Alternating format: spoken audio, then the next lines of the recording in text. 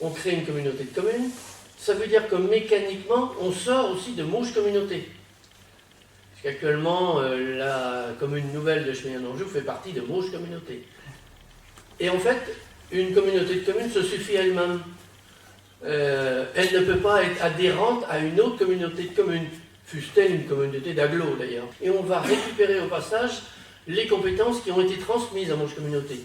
J'entends certains dire que avec ce que l'on propose, on va perdre beaucoup de DGF. La DGF, c'est la dotation globale de fonctionnement, ça s'appelle. C'est-à-dire que c'est l'État qui donne de l'argent aux communes pour que les communes puissent fonctionner. En fait, les gens qui disent ça, ils n'ont simplement pas vu l'intégralité de notre projet, parce que en créant une communauté de communes, plus les communes, on revient exactement au même système que la commune nouvelle, et on aura exactement la même dotation globale de fonctionnement, voire même un petit peu plus normalement, mais restons prudents, on va considérer que la DGF va rester stable.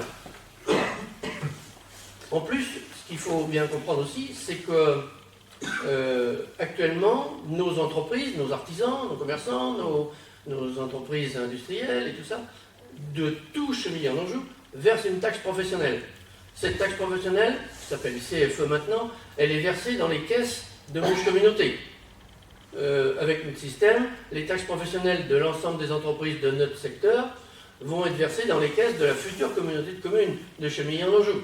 Donc on récupère sur le territoire toutes les taxes professionnelles. C'est pas neutre. Et en plus,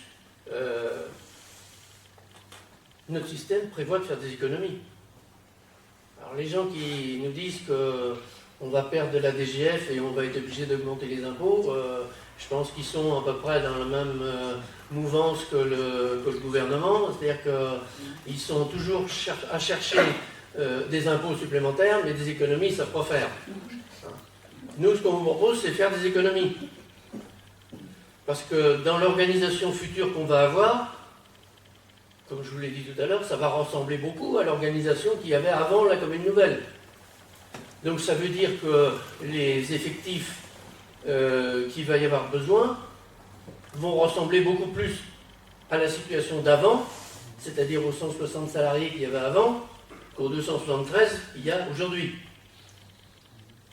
Donc là, il y a un potentiel d'économie énorme, puisque si vous regardez le budget, la ligne frais de personnel, c'est 10 millions d'euros, la Chemillon-d'Anjou. 10 millions d'euros. Donc moi j'ai estimé que là, on pouvait faire une économie d'environ 4 millions d'euros. Donc ce que je veux dire, c'est que financièrement, notre opération, elle est gagnante, et largement gagnante.